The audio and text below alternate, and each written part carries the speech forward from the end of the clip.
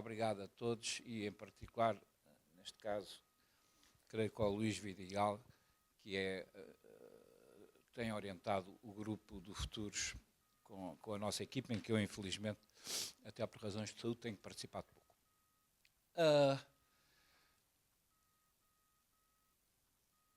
Avisem-me depois, são 10 minutos mais ou menos. Isto está aqui a correr porque eu estou sem o telemóvel quando for o tempo. Acho que ficámos todos agradecidos. Pois, ou se puder por aqui para eu ver. Acho que ficámos todos agradecidos ao Bruno porque ele nos trouxe aqui uma visão do que ele chama a virtualização da realidade, que é muito importante para nos libertarmos de um pensamento, vamos dizer, determinista, do pensamento único, enfim, de todas essas expressões que nós sabemos que correspondem a modos de pensar ultrapassados, dos quais, por exemplo, a expressão geopolítica é um deles, como ele fez questão de salientar, porque a geopolítica é a proposta de condicionar a política à geografia ou às condições físicas. E essa proposta, que surgiu depois há um pouco mais de 100 anos, e que teve a sua expressão quer nos teóricos ingleses como Mackinder, quer nos teóricos alemães como Haushofer, e que anteriormente vem de Rudolf Kehler, no sueco, portanto é uma expressão da inteligência europeia, vamos chamar do norte da Europa, para simplificar, marcou diversas épocas e nomeadamente, decisão política e a decisão militar, mas o mundo não para. E as realidades decorrentes da inovação do digital, chamemos-lhe assim, por um lado, e as novidades decorrentes do tratamento humano da natureza ou da terra, obrigaram-nos a pensar de outra maneira e penso que o Bruno nos trouxe aqui, eu ainda não li o livro ainda, mas fico super interessado pelo que já nos anunciou, de que não podemos, portanto, mais usar uma visão determinista de pensamento da realidade, porque nós fazemos parte da construção da realidade. Ora, isso é um ponto que tem vindo a ser enunciado por várias correntes filosóficas, desde as fenomenologias até às correntes mais recentes, que não têm ainda um nome, são tão recentes que não têm um nome, quando há um nome quer dizer que o assunto já está arrumado. As correntes, por exemplo, mais antigas, da chamada construção social da realidade, Peter Berger, um nome importante, e outros, e as correntes ligadas a Michel Serres, Bruno Latour, como eu digo, do pensamento relacional, se lhes quisermos dar um nome. Mas primeiro o que disse, e é o que interessa mais e que eu aprendi relativamente à comunicação do Bruno. Do que se apreende do livro, que, mais uma vez, que irei ler, é que nele há considerações sobre o que ele chamou o que seria uma ordem pós-americana, precisamente não uma ordem, um termo que evita falar de uma ordem final, mas que é uma ordem política em construção, muito marcada pelo digital e de onde a importância dos tecnocriadores e das empresas digitais para, por assim dizer, tomar em conta nessa ordem, como ele disse, uma expressão que eu via nos Estados Unidos, se o mundo não tivesse cuidado, ficaria chinês, há anos atrás. O meu comentário é que esta observação não é inocente. Eu penso que existe uma tendência, uma politização norte-americana de dividir o mundo entre América do Norte e China. E nós, como europeus, eu diria, os indo-europeus e os africanos também são completamente esquecidos nessa divisão. Isto é, faz parte do interesse estratégico norte-americano dizer que só existem dois polos, a América do Norte e a China, e que o resto é paisagem ou pode ser entregue às bombas como na guerra russo-ucraniana. Então, isso, e terá sido esse erro que o Bruno detectou também, isso é logo um ponto de partida errado para pensarmos o mundo que é sempre, lá está, um mundo em construção, um mundo virtual. Foi também uma afirmação muito importante do Bruno, chamar a atenção que a história moderna é um processo de virtualização. E estou realmente, qual é a melhor palavra, guloso mesmo de ver as suas afirmações sobre essa relação entre o romance, que o romance é uma máquina de virtualização, tem toda a razão, e faz lembrar as expressões de um autor que eu penso que também tive de o citar numa conferência no sábado passado, que é o Mikhail Bakhtin, um russo que viveu sob Stalin, chama a vossa atenção, Mikhail Bakhtin, e que chamou a atenção de que o romance europeu, ou seja, a introdução de vários personagens que cada um conta, tem o seu foco, tem a sua maneira de ver as coisas. Um romance nunca é uma realidade única. Um romance é uma realidade virtual porque cada personagem do romance vê o mundo à sua maneira.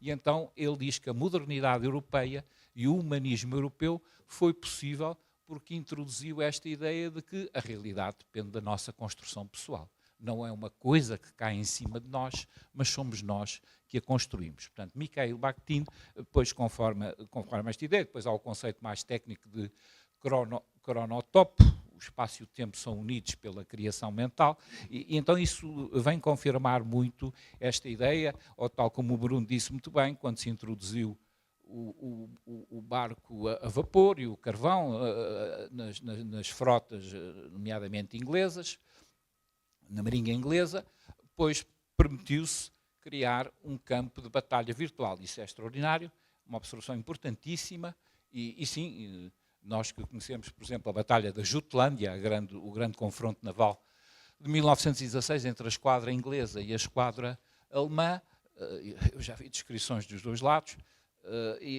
várias, enfim, muitas, mas o importante é que é isso mesmo, tudo é cronometrado, sem a dependência dos elementos naturais. Isto é que é o importante, não é só a natureza, o vento, os elementos de que depende, ou melhor, peço desculpa da confusão, a Marinha a Armada deixou de depender da natureza e a Armada, com a introdução do vapor, passa a poder virtualizar a realidade e, portanto, um efeito exatamente igual ao digital, só que o digital, e aqui chegamos à parte mais importante da comunicação do Bruno, o digital é um mundo novo. O digital, anunciado por Turing fez 2 grandes artigos, fez o artigo, digamos, técnico sobre a construção da sua máquina e depois fez um artigo filosófico onde disse exatamente aquilo que o Bruno acaba de dizer. Eu não acho que se vá chegar a uma inteligência humana. Eu acho é que se vai chegar a uma inteligência que parece ser humana. Isto é decisivo. No próprio Turing. E depois isto é muitas vezes esquecido. Eu fiz um artigo em inglês sobre isso, mas não me lembro do nome do artigo que fiz. Mas pronto, depois aos interessados eu posso ver. Essas coisas estão sempre na net, alguns. Então isso é muito importante porque, para usar também uma expressão que o Bruno utilizou e que até me interpelou, nós não podemos fazer erros de categoria.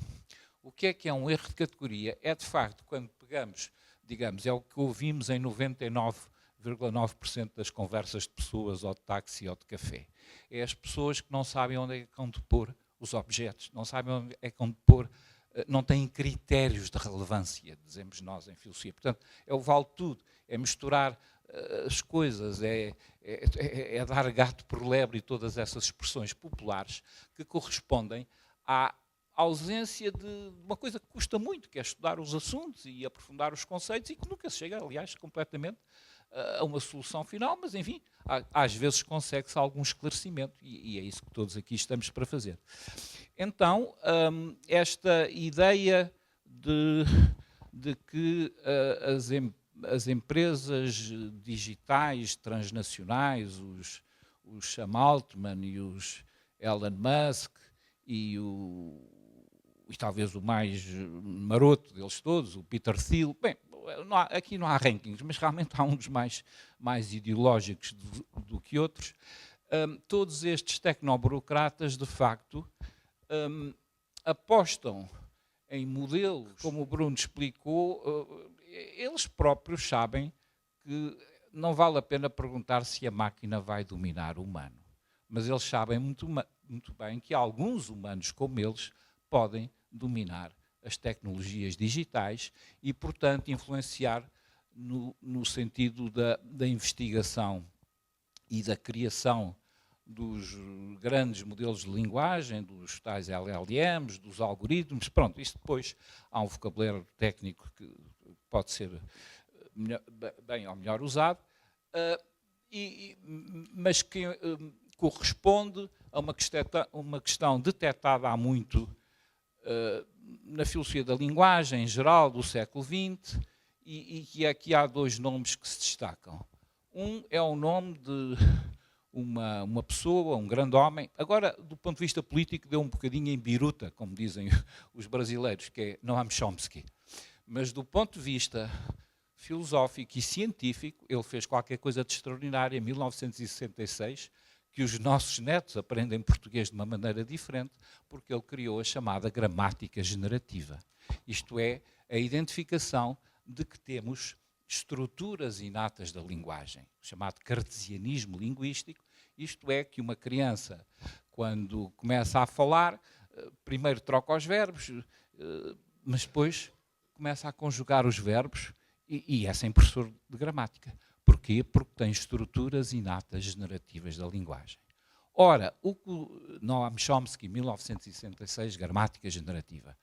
Ora, o que Chomsky fez, numa longa origem de pensamentos que vão ter a Leibniz, e portanto para quem quisesse aprofundar o assunto, mas aqui não interessa, no fundo esta ideia dos mundos virtuais ou dos mundos possíveis é uma ideia de Leibniz, tem a ver, podia haver muitos mundos, mas nós vivemos num, e este mundo é muito mau, é cheio de crime, violência, desgraça, maldade. Porquê é que só vivemos, porquê é que afinal vivemos neste mundo e não num dos outros mundos? Ele dizia mundos possíveis, mas é o mesmo que mundos virtuais.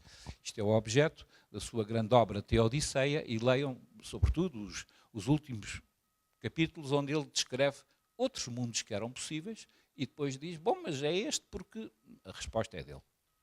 Ora bem, esta ideia de que a realidade é virtualizada, é construída por nós, de que é um cosmos, e a palavra cosmos é um termo de origem, pois todos sabemos, gregos, que pode ir desde os cabeleireiros, que fazem cosmética, não é? Portanto, introduzem um bocadinho de ordem no rosto da pessoa, no cabelo, até, enfim, até à conquista do cosmos. Reparem que os russos usam a palavra cosmonauta, penso que os chineses, que será melhor que eu, dizem taikonauta, os americanos dizem astronauta, e esta mudança de etiquetas não é casual, e significa que cada unidade, cada povo tem a sua maneira de apresentar.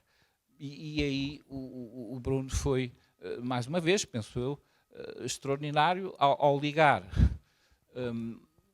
de facto, a incerteza que caracteriza o mundo. Não é uma incerteza que nos desespera, porque essa incerteza é construída também com a ação humana. E eram estas as minhas palavras imediatas sobre a comunicação. Obrigado. Muito bem. É que eu prefiro sempre falar sem uma coisa pendurada na mão, mas deixem-me dizer que ao contrário do Bruno, eu resolvi confortar-me com algumas imagens. De qualquer das formas, como estamos muito alinhados, se ele me quiser pagar como ilustrador para o próximo livro, estou perfeitamente disponível, dou o número de telefone e a gente resolve a coisa. Mas é interessante porque falámos em duas perspectivas diferentes, uma mais filosófica, uma em termos geopolíticos, e nunca nada penso eu, desde que me lembro, do ponto de vista daquilo que é a evolução, nomeadamente tecnológica, trouxe à mesma discussão a filosofia, o ato do pensamento, a ética, a geopolítica e a tecnologia. Pronto, nós hoje, de facto, estamos único da nossa evolução, em que estes elementos são essenciais e, pela primeira vez, estão a ser reponderados como elementos fundamentais daquilo que é essa evolução. Não podíamos concordar mais. Eu próprio, aliás, nós, em termos regulatórios, acompanhamos o que se deixou de chamar a produção do metaverso para se chamar a produção dos mundos virtuais, nomeadamente ao nível da Comissão Europeia. E temos discutido muito exatamente aquilo que se referia. E por isso é que eu chamei, a brincar ou a sério, esta pequena preleção, Player Number 2, a fazer alusão, pronto, a um filme que é o Player Number 1, que define realmente uma forma diferente da sociedade ser involucrada na própria tecnologia e nos mundos virtuais, nomeadamente perdendo o contato com aquilo que se calhar seria mais humano. Pelo menos o filme tenta ligar estas duas coisas de uma forma muito interessante. Mas também digo que é a redefinição do cenário da humanidade. Eu peço desculpa por estar em inglês, mas é que eu acabei de vir da Turquia, por acaso. Onde? Muito obrigado. Mas dizia eu, exatamente, e estivemos a discutir algumas destas coisas, portanto, eu reaproveitei a apresentação. Portanto, esta veio da Turquia, infelizmente não trouxe nem mais um cabelo do que aqueles que já tenho, mas responderei seriamente poder fazê-lo no futuro. Aí, não de forma tão virtual. Portanto, nós conseguimos virtualizar muita coisa. Exatamente.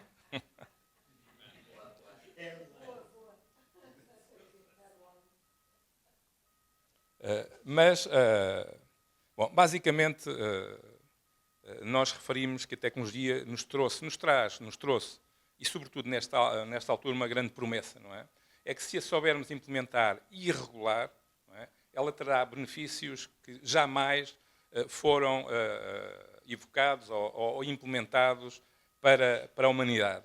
E depois eu tenho aqui, neste lado, uma série de elementos mais tecnológicos, até porque o convite que me foi feito foi exatamente para trazer mais essa parte tecnológica. Certo. E temos ali elementos tecnológicos a que eu chamei tecnologias de soberania.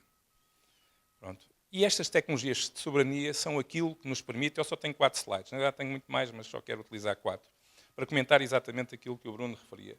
Esta tecnologia de soberania é aquilo que nos permite criar aquilo que todos procuram, nomeadamente e sobretudo os Estados Unidos, que é uma soberania digital baseada, de facto, no metaverso, ou seja, na digitalização, sobretudo da economia, transformando a sociedade e transformando e virtualizando os mercados. Basicamente, nós vemos ali, por exemplo, nesta imagem, nós temos o fluxo de dados que equivale ao fluxo financeiro, transações entre as várias áreas geográficas. Portanto, aqui a geopolítica e a geoeconómica são um footprint claro daquilo que é a própria adoção tecnológica. Também temos ali a transformação da própria natureza do mercado, em que a maior parte dos elementos hoje que estão melhor cotados em bolsa são da área tecnológica. E, neste contexto, isto justifica que, por exemplo, na Europa se tenha definido uma meta fundamental que se chama Digital Single Market. Tudo isto está baseado, de facto, na capacidade soberana que se entendeu existir ao nível do metaverso, ao nível da digitalização da sociedade e da economia. Aquilo é um slide que eu gosto muito de utilizar, ou uma parte, que diz a Digital Day, que é um desafio que é o de peguem desde que acordam, ou mesmo durante o sono, e deem a volta às 24 horas do dia e vejam lá quantas apps é que utilizaram, a quem é que pertencem essas apps, onde é que estão esses dados e quem é que está a explorar todo esse domínio que nem sequer está em território nacional. Portanto, entendemos muito rapidamente o que é que significa esta virtualização do mercado. E, no final, a única coisa que importa, como hoje sabemos, é o mercado.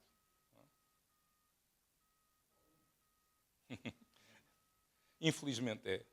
Mas, bom, isto leva-nos à questão da soberania. E era aquilo que nós referíamos há pouco e que o Bruno referiu. Na realidade, a adoção e a capacidade tecnológica que nos leva a ter esta capacidade de virtualizar, basicamente a capacidade de virtualizar é um novo colonialismo. Ou seja, é a forma de colonizarmos espaços aos quais já não temos capacidade de aceder. As nossas fronteiras geográficas não as conseguimos expandir.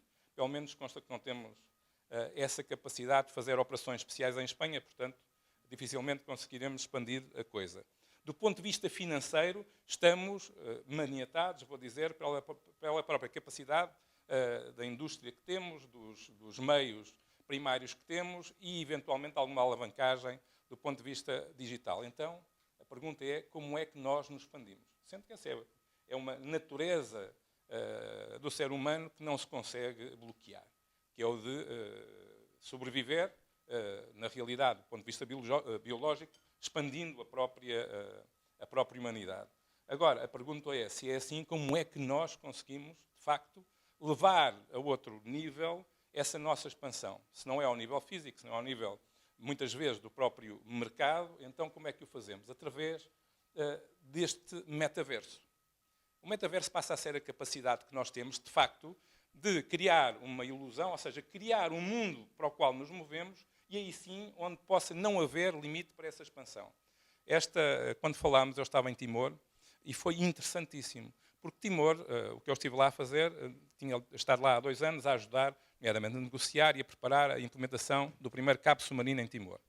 Até hoje, até ao mês passado, Timor, a única ligação que tinha à internet era uma ligação link rádio de 25 megabits por segundo, que é menos que um prédio em Lisboa tem e que passava pela Indonésia. Não é? Imaginem o que é uma sociedade, não é? Que, apesar de tudo, vê a tal evolução tecnológica de tudo o que se passa à sua volta, mas que tem uma ligação à internet ao mundo de 25 megabits por segundo. Agora, neste momento, eles estão a inaugurar a implementação desse primeiro cabo. Vão passar para os 127 teras. Não é? Ora bem, isto é um salto brutal, mas permite-nos olhar para Timor com um interesse sociológico também brutal. Porquê? Porque eu estou a assistir ao mundo, quando eu estou lá, eu sinto no mundo em que todos nós nos sentíamos há 30 anos atrás, e agora, de um momento para o outro, eles vão fazer um salto quântico, como nós costumamos dizer, por uma situação totalmente diferente em que conseguem explorar todos estes meios. E sabem qual foi a primeira coisa em que eu pensei, para além do interesse natural de ver este salto, sociológico, tecnológico, comercial também, económico, foi pensar, estes senhores falam português e querem falar português. Nós temos, do ponto de vista da nossa relação e colaboração com eles, uma obrigação, mas também tem um interesse. Esta soberania de língua é uma coisa que também se leva através da tecnologia. Como é que eu posso utilizar esta capacidade que está a ser implementada em Timor para continuar a suportar essa soberania de língua e, eventualmente, conseguir oportunidades que nos relacionem com eles, mas que nos também permitam expressar os nossos negócios lá, a nossa cultura, por aí fora. Pronto. E quando eu falo disto, quando nós olhamos para este mapa, vemos ali, este é um mapa supostamente do planisfério à noite, não é? Vemos zonas que estão light up, estão acendidas, não é? O que significa que têm garantidamente eletricidade com fartura, e vemos zonas que estão apagadas, não é? Por isso é que eu chamei isto os apagões ocasionais e estruturais. Os ocasionais são aqueles que acontecem quando não temos capacidade e há um erro, ou a capacidade instalada não é suficiente para eu continuar a fazer progredir aquilo que é a implementação tecnológica necessária para suportar este conceito do metaverso. As estruturais são aquelas que nós vemos quando olhamos para a África. Ou seja, quando nós olhamos para aquele planisfério, sabemos exatamente, do ponto de vista da progressão deste colonialismo tecnológico, quais vão ser os próximos territórios a ocupar. A pergunta é, por quem? E quando nós pensamos nisso, temos aqui, de facto, aquilo que discutimos. Estados Unidos, Europa e China. Antes nós dizíamos que os Estados Unidos inovavam, a China copiava e a Europa regulava. Agora já não é assim, mas a Europa continua só a regular. E regula porquê? porque não tendo capacidade de se estruturar para oferecer, nesse mundo virtualizado, a sua expressão, tenta condicionar o acesso das outras regiões digitais à nossa digitalidade para consumir os nossos recursos. Que é sempre disso que, no final, que se trata. Bom, dizendo isto, estes eram os slides que só... Isto aqui acaba por ser uma demonstração daquilo que eu acabei de dizer, que é a intensidade regulatória que nós temos hoje, exatamente para tentar suportar este efeito de incapacidade presente relativamente àquilo que é a capacidade digital das outras zonas digitais, geográficas digitais, para dizer assim. E nós vemos, eu costumo brincar e dizer que só há um homem que fez mais atos para além da Comissão e do Parlamento Europeu, que foi Shakespeare. Mas nós temos ali uma profusão, lá está, até de confusão da própria Europa relativamente à forma como o mundo, o metaverso, o mundo digital, está a progredir e nós não estamos a conseguir acompanhar. É que isso leva-nos novamente à necessidade de pensarmos que tudo isto é suportado em tecnologia, não nos podemos esquecer. Ou seja, e a tecnologia são infraestruturas que ou implementamos ou não temos capacidade de garantir, pois em termos presentes e futuros, acesso aos níveis tecnológicos soberanos que os outros têm. E todos nós sabemos o que é que aconteceu com a computação, com a relação da computação e a Primeira Guerra, a Segunda Guerra Mundial, na realidade. Todos nós sabemos que, de facto, estas tecnologias são aquilo que permite hoje em dia que uma região domine as outras, ou a outra, enfim, aquilo que forem os seus objetivos estratégicos profundos. Dito isto, do ponto de vista das organizações, na realidade passa-se o mesmo naquilo que são as instituições, mas a um nível mais granular. Aquilo que o Bruno refere, do tal metaverso, não é? Se nós escalarmos para baixo, não é diferente no mundo empresarial, não é diferente no mundo das instituições.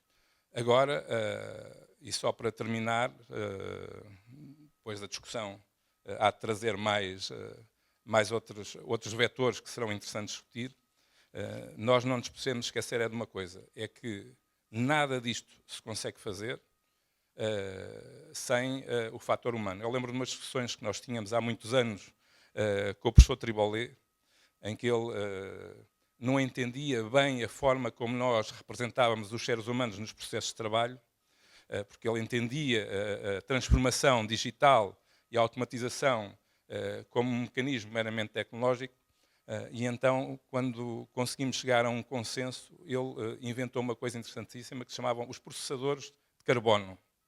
Portanto, ele, no processo de trabalho, representava o ser humano como os processadores de carbono. E isso continua a ser determinante. Aliás, a discussão do AGI sem supervisão ou com supervisão tem exatamente a ver com esse fator. Provavelmente para nos protegermos. Porquê? Porque capacidade neste momento existe, do ponto de vista dos processos de trabalho normais, não da filosofia, não do pensamento mais profundo, não da decisão até, mas até alguns níveis de decisão já são possíveis de tomar sem risco praticamente nenhum para o objetivo final, por tecnologia, ou seja, por estes agentes. E agora, se calhar, íamos à discussão com toda a gente no barco. Este micro... Não, mas isto é a primeira provocação assim. Ele não provoca só no Diário de Notícias, como podem ver. Portanto, não é? Mas, não, sem dúvida. Aliás, não é possível.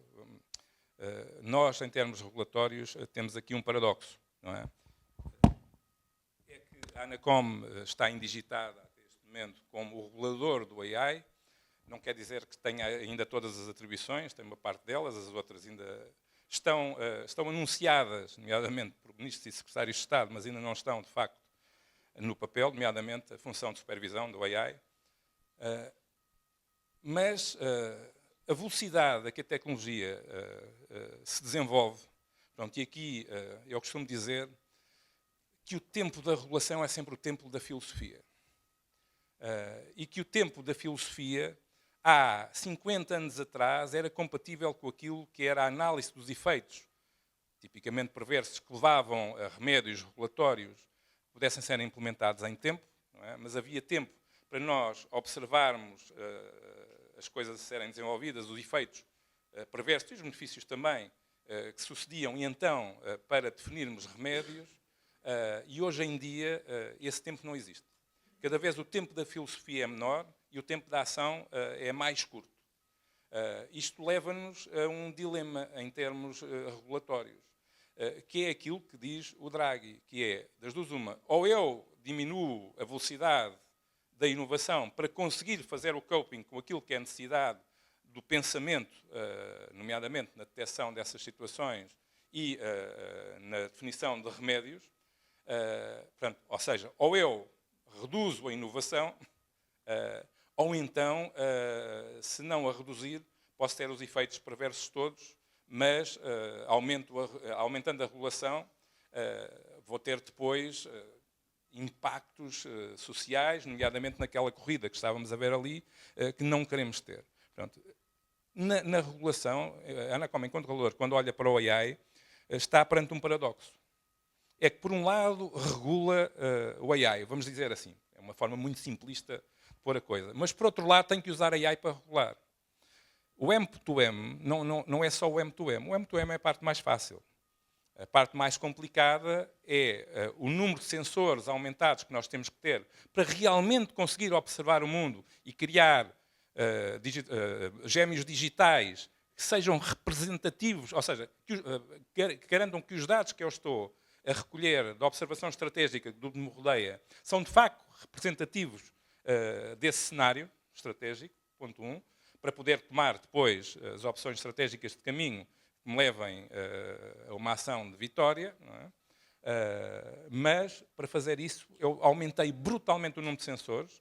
Hoje as tecnologias estão interligadas de tal forma, antes nós tínhamos, de forma muito clara, o que era uma rede de telecomunicações, não é? E depois, mesmo nas ofertas, não é? O que era o serviço telefónico. Hoje está tudo...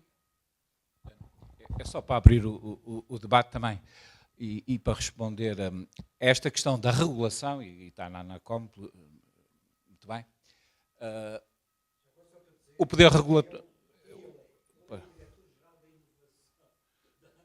Não, isto é muito bom na Rábida. Na Rábida é muito bom porque não interessa quem se é. O que interessa é o que se dialoga e o que se transmite. Então, o poder regulatório, durante muito tempo, define a Europa como um poder diferente dos outros. Porque o poder regulatório não é só o poder regulatório, é o poder das normas. Pensem nisto. A palavra mais importante em duas disciplinas, duas áreas tão diferentes, como o direito e a informática, a informação, qual é a palavra mais importante? É a palavra código. Se há coisa que um jurista está interessado, é em códigos. E se há coisa em que um informático de informação precisa de códigos. O que é um código? O código é uma rede com as pontas em aberto. E as redes é talvez a metáfora, mais do que a ordem. Enfim, há uma velha... há muitas filosofias da ordem, mas nós vivemos talvez numa filosofia das redes. E a modernidade foi, sobretudo, a criação de dualidades, mas das redes que juntam estas realidades. E quando nós chegamos agora ao século XXI, nós temos um mundo em que o contrato político, contrato social, melhor, é mais ou menos conhecido. Todos sabemos, tirando, enfim, as desventuras da vida, sabemos que deve haver igualdade e liberdade, e, enfim, fraternidade. O contrato político e social está estabilizado nas nossas mentes. O contrato natural está a decorrer a COP30. O contrato natural vai andando, vai engatinhando, apesar de tudo, já tem 50 ou mais anos de sabermos que temos um contrato com a natureza, mas o contrato digital, esse está muito atrasado. Não temos, e, portanto, se isso é áreas para os especialistas, temos todas estas necessidades, como Augusto dizia, a dificuldade de introduzir os tais sensores dentro das redes digitais que depois permitam fazer a regulação sem que seja, digamos, ordens unilaterais e uma tirania de quem controla as redes sobre quem as usa. Então nós estamos na falta de um contrato digital, estamos mesmo muito no começo. Estas questões estão em aberto e agora talvez